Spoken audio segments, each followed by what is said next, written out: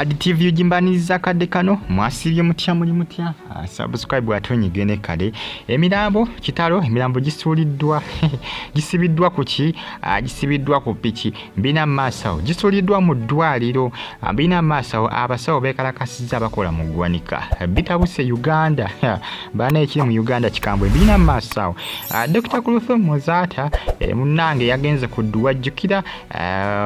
wiki eno abadde ddwa ya musajja mukulu amanyikiddwa nga Sheke Nuhu Muzaata jukira Sheke Nuhu Muzaata yagenda okufanga yikokola ajati Kuluthumu Muzaata nga gamba nti munaye yamulyamu olukwe ate nga baali balisa kiba kyakitege kyagamba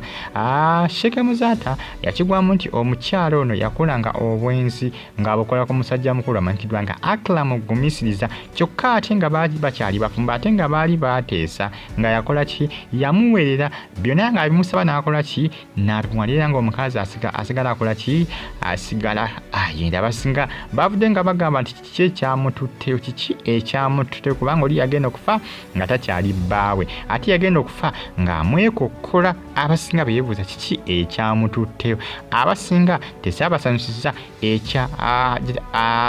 oba Dr.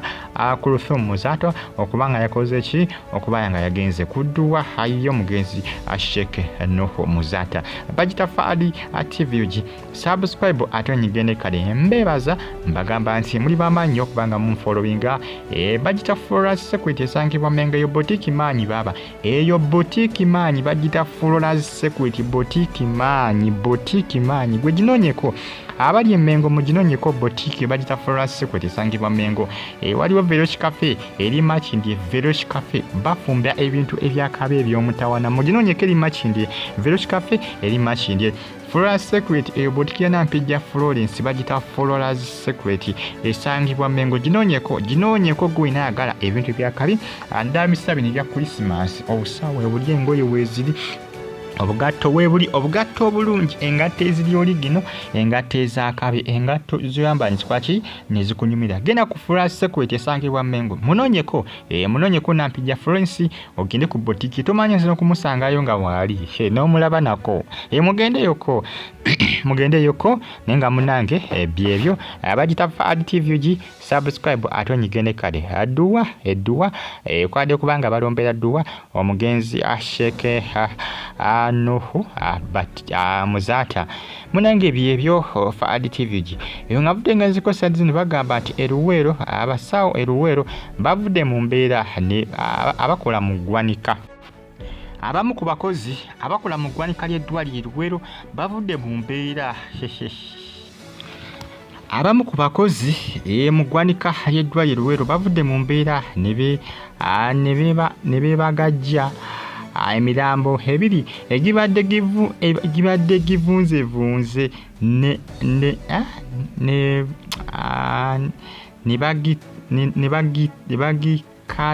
bagikata ku office ye Luwero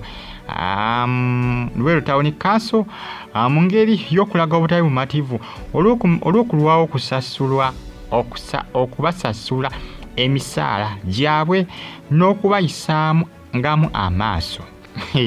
abasawo munanga bakola mu ggwanika abekoze ki begugunze nga bagaba nangi sente nga zirudde otukola emirambo giwunya eggwanika terikoleka munanga olaba omuntu oyinza genda okunonayo mulambo gwo just in a few hours nino ovaayo nga tobitegere nga n'emmeme kusinduukirira ne bambi kati bana bakolayo emyaka n'emyaka ono aba yeetaaga akasente ke ne bakamuwa bwe ziba lumu September n'okamuwa bwe ziba lumu October n'okamuwa nga okamuwa ku makya n'okamuwa akasimbike n'akalya n'akakuta baakooyi bagamba tukooyi bannange tukooyi okubeera nga emirambo ne giwunya egibeeramu akasimbi kaffe temukatuwa beegugunze baagisudde ku Town Council ya Luwero bagamba nti munange twabikooye n'abasinga beebuuza bannange bali badde beetagga ne babawa akasimbi kaabwe mu budde bandi bayitanga ne kasimbi kaaba kasente kaabwe mu budde nga tebalina kulinda naku za mwezi zaabwe kuyitawo kubanga guno omulimu si mwangu eggwaniko okulikola mu si lyangu kubanga batwala emirambo egibagikoze kibagigudde ku accident eyo kagivuna gibeera nga giwunya jjukira buli azze okunoonya omulambo gwe ono omusajja watu yakola ki yagenda nga agunoonya akasente kaabwe kandibadde keetaaga ne bakola ki ne bakabawa mu budde bano sebo bagisudde ku town council era basuubiza ne bagamba tubana tebawadde kasente kaabwe beetegefu okusomba emirambo egiwerako bagisuulewo ate giri emivundu egyavunda edda bambi gino gye basitudde okubanga bagisuulawo gibadde gyavunda lwakuba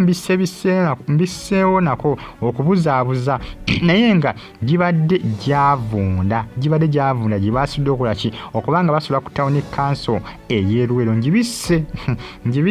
olw'ensonga nti YouTube eyinza obutakkiriza bulungi vidiyo eno olw'ensonga nti ebeeraga emirambo eyinza obutakkiriza vidiyo naye nga munnange gyejo emirambo ebiri bagikoze eki bagitutte ne bakisula ku town council y'Erwero bagamba tukooye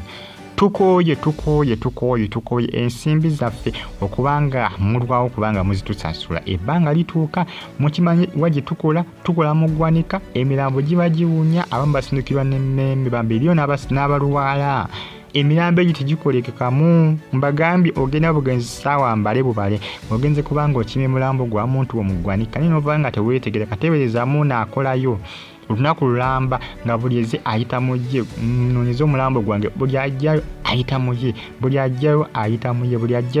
mu ye si byangu munnange si byangu fa adtv gi subscribe atanyigane kade video gimpereka like comment section weri abakabuntira mu comment section ate sikirenga on followinga mbebaza mbagamba nti muli bamaanyi nnyo kubanga munfollowinga n'okubanga mwasubscribinga ne munyigane kale ensonga ya Luweero ensonga ya mirambo gye basudde ku town council nkugambye beesuddemu ogutaaka ne bagamba nedda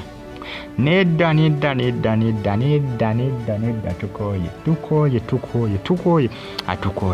mbatumideko abali mu ggwanga erya Syria abali e Qatar abali mu ggwanga erya Germany ekibuga bakita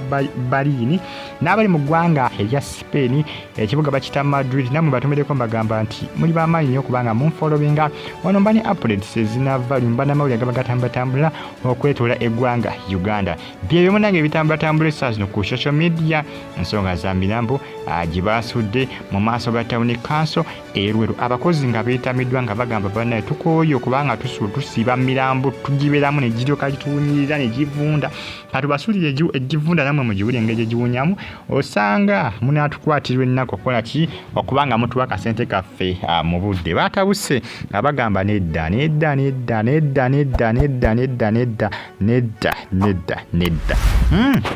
bagamba nti muli bamaanyi nnyo subscribe atonyigende kale buna subscribe ng'ojjako ofuna notification nga ntadde video wano ku Faad TV ogimbeera bulungi mweraba